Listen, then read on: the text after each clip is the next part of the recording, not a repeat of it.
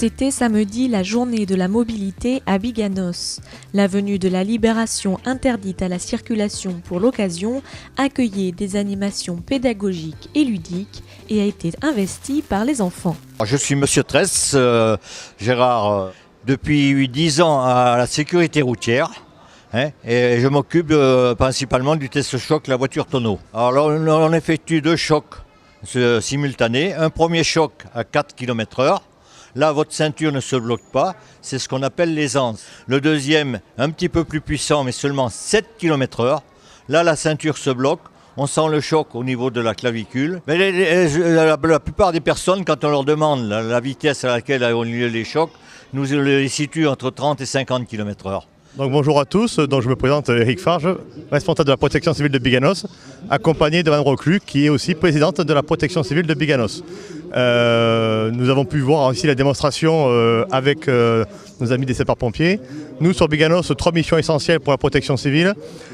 Porter secours lors des postes de secours sportifs ou culturels, faire de la formation type PSC1 ou SST à Biganos et assurer des missions humanitaires. Donc bonjour à tous, aujourd'hui c'était la manœuvre sécurité routière sur la commune de Biganos.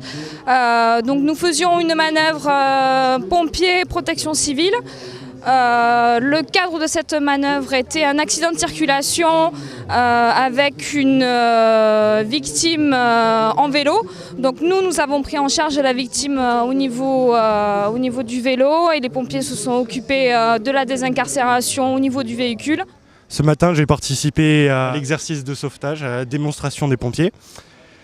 J'ai joué la victime, un blessé à vélo. Avec le CMJ, ça fait déjà pas mal de temps qu'on travaille sur la journée de la mobilité et je pensais que ça allait être intéressant et sensibiliser les gens à la mobilité, à leur dire, faire passer un message fort, leur dire utiliser leur vélo moins que la voiture.